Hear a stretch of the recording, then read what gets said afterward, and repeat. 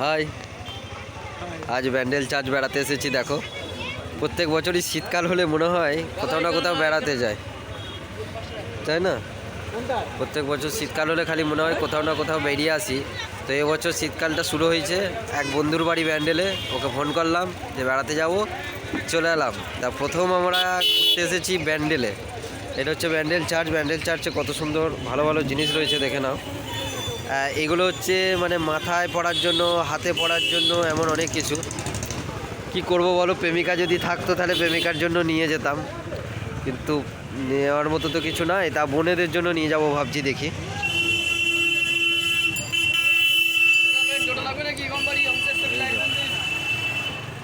Bandel church এসেছি, তোমরা আসতে পারো ব্যান্ডেলে নেমে। ব্যান্ডেল চার্চ অসাধারণ একটা জায়গা। প্রভু যিশুর সাথে দেখা করতে এসেছি। প্রভু যিশুর আশীর্বাদ নিয়ে 2026 সালটা শুরু করব। আজকে 22শে ডিসেম্বর। ব্যান্ডেল চার্চে প্রচুর ভিড়ও রয়েছে। সামনেই আবার 25শে ডিসেম্বর। ব্যান্ডেল চার্চকে সাজানো হয়েছে। সন্ধেবেলায় লাইটিংয়ের কাজগুলো থাকবে, ভালো লাগবে। সন্ধেবেলায় এলে ভালো করতাম। তো বললি না যে লাইটের কাজ ছিল, তাহলে সন্ধেবেলাতেই আসতাম। কি আর বলবো বল। এইটা হচ্ছে গোয়ালঘর তৈরি করা হচ্ছে, মানে যেখানে যিশু জন্ম নিয়েছিলেন। সামনে 25শে ডিসেম্বর বড়দিন, তো সেই উপলক্ষে এটা তৈরি করা হচ্ছে। এটা দেখে নাও সবাই, তোমরা আসবে এখানে দেখার জন্য ব্যান্ডেল চার্চে, ঠিক আছে? চারিদিকটা কেমন সাজছে দেখো, সাজো সাজো রব। সামনে 25শে ডিসেম্বর, একটা দারুণ জায়গা। এখন আমরা যাচ্ছি ব্যান্ডেল চার্চের ভেতরে, যে সেখানে দেখব। তোমরা যারা আসতে চাইছো তারা ব্যান্ডেলে নামবে, দিয়ে টোটো ধরবে বা অটো ধরবে, বলবে ব্যান্ডেল চার্চ যাবো, ব্যাস চলে আসবে। এই দেখো, প্রেমজিৎ বলছে এগুলো দেখাও। এইটা হচ্ছে, দেখো অসাধারণ লাগছে ব্যান্ডেল চার্চ।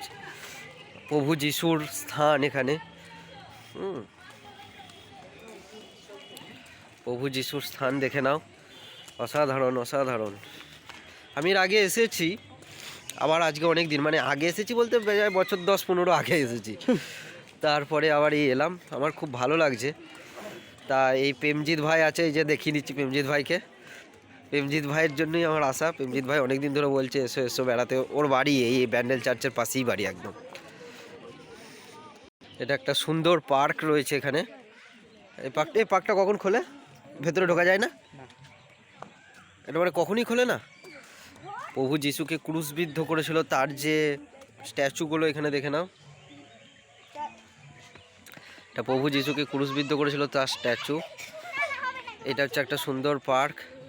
ওই দেখো ভেতরে অনেক স্ট্যাচু রয়েছে, প্রভু যিশু সংক্রান্তর ব্যাপারই স্ট্যাচুগুলো রয়েছে, তোমরা দেখলে দেখতে পারো। প্রচুর প্রচুর মানুষ এসেছে দেখো এখানে, কারণ শীতকালের সিজন, এই সময় মানুষের একটু ঘোরাঘুরিতে মন মেজে ওঠে, ওয়েদার খুব ভালো থাকে। তো এই সময়টাই হচ্ছে যেহেতু ঘোরাঘুরির, সেই জন্য প্রচুর মানুষজন এসেছে। যারা আমার এই ভিডিওটা দেখছো তারা এই ভিডিওটা শেয়ারও করবে, যাতে আরও মানুষ দেখতে পায়। এবং তোমরা চাইলে ব্যান্ডেল চার্চ ঘুরে যেতে পারো। এটাও হুগলি ডিস্ট্রিক্ট বা হুগলি জেলার ব্যান্ডেলে রয়েছে ব্যান্ডেল চার্চ। ব্যান্ডেল স্টেশনে নামবে, ব্যান্ডেল স্টেশন থেকে টোটো বা অটো ধরে নেবে, একদম সোজা কথা, দিয়ে বলবে ব্যান্ডেল চার্চ যাবো, পৌঁছে দেবে তোমাদের। কত ভাড়া নেয়? 10 টাকা ভাড়া। ব্যান্ডেল চার্চ 10 টাকা ভাড়া, বেশি ভাড়া নয়। বন্ধ থাকে? ও, সেদিন ঈশ্বরের সেবা হয়। 25শে ডিসেম্বর চার্চটা বন্ধ থাকে, কারণ 25শে ডিসেম্বর 1 জানুয়ারি বন্ধ না 25শে ডিসেম্বর বন্ধ? 25শে ডিসেম্বর আর 1 জানুয়ারি বন্ধ, এই দুটো দিন এসো না, ঠিক আছে? সবাইকে শুভ নববর্ষের প্রীতি, শুভেচ্ছা, ভালোবাসা এবং অভিনন্দন আগাম জানিয়ে দিলাম। এবং আসছে বড়দিন, শুভ দিন। আমি একটা ধাঁধা ছেড়েছিলাম আমার ইউটিউব এবং ফেসবুকের ভিডিওতে, তোমরা কেউ উত্তরটা দিতে পারোনি। আবার আমি আজকে আরেকবার ক্লু দিয়ে দিচ্ছি, একটা বড় ধাঁধা।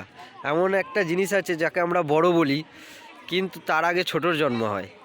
সেটা কি করে হয় বলো? ছোটোর জন্ম আগে হয়, তারপরে তো মানে বড়োর জন্ম আগে হয়, তারপরে ছোটোর জন্ম হয়। কিন্তু এখানে আছে মানে ছোটোর জন্ম আগে হয়, তারপরে হয় বড়োর জন্ম।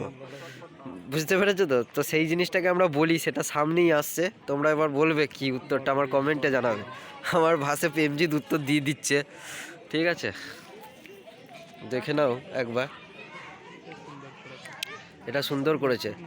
প্রভু যিশুর জন্ম হচ্ছে এবং ওনার মা মেরি, ঠিক আছে, ওখানে রয়েছে তার যে একটা স্ট্যাচু, সেটাকে বানানো হয়েছে। আমি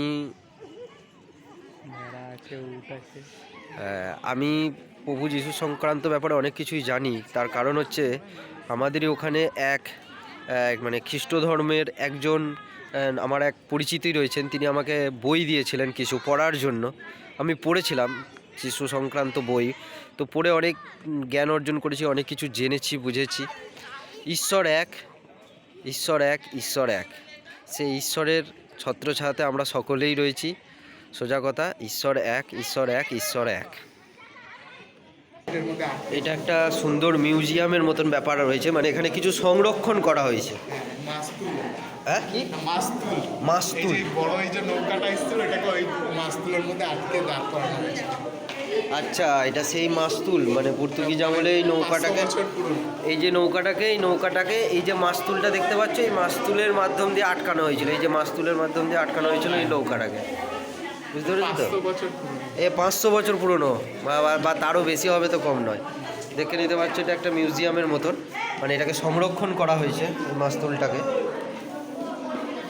মাস্তুলটাকে সংরক্ষণ করা হয়েছে মিউজিয়ামের মতন। চলো, প্রচুর লোকজন এসেছে।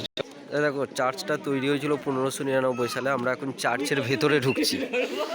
চার্চের ভিতরে কত মানুষজন দেখো, সকলেই চার্চের ভেতরে ঢুকছে। প্রচুর মানুষজন এসেছে, দেখে নাও একবার।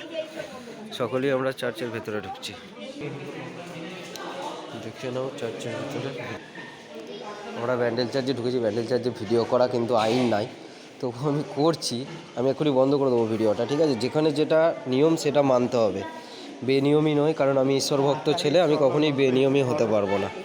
ওকে, ভালো থাকবে সবাই আসবে ব্যান্ডেল চার্চে। এখান থেকে ভিডিও করার আইন আছে, সেই জন্য আমি আবার এখান থেকে ভিডিওটা শুরু করলাম। কারণ এখানে সবাই দেখছি মোবাইল নিয়ে ঘুরছে, ভিডিও করা যাবে। দেখো, এটা ব্যান্ডেল চার্চের ভিডিও।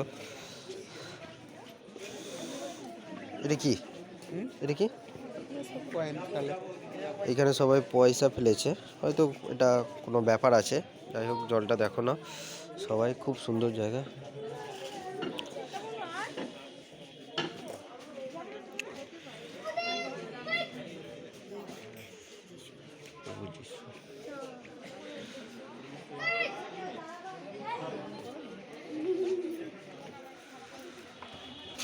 চার্চটা বিশাল বড়।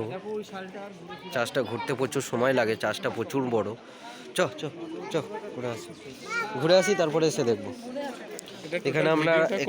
এখানে আমরা ক্যান্ডেল জ্বালাতে পারি, বুঝলে? ক্যান্ডেল জ্বালানো যায়। মেন চার্চের ভিতরে যাচ্ছি। এগুলো কত সুন্দর সুন্দর কথা। এখানে একটা সুন্দর কথা দেখলাম, জীবন হচ্ছে শুভ এবং অশুভ শক্তির সমন্বয়। সোজা কথা, এটা গীতা পড়েও আমি শিখেছি। কারণ শুভ শক্তিও জীবনে থাকবে, অশুভ শক্তিও থাকবে। সেই জন্য জীবন হচ্ছে দ্বন্দ্বময়। জীবনে তোমাকে সংগ্রাম করতেই হবে। এবার তুমি শুভ শক্তিকে নিজের কাছে ধরবে না অশুভ শক্তিকে নিজের কাছে ধরবে, সেটা তোমার ব্যাপার। সোজা কথা, তুমি যাকে গুরুত্ব দেবে তোমার মধ্যে সেই শক্তিই উৎপন্ন হবে, বুঝতে পারলে? আমরা এখন চার্চের ভেতরে ঢুকছি, চার্চের ওপরে যাচ্ছি। সিঁড়ি দিয়ে যেতে হয়।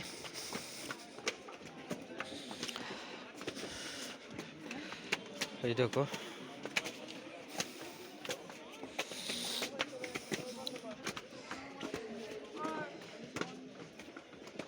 এখান থেকে মোবাইল ইয়ে করা যাবে না।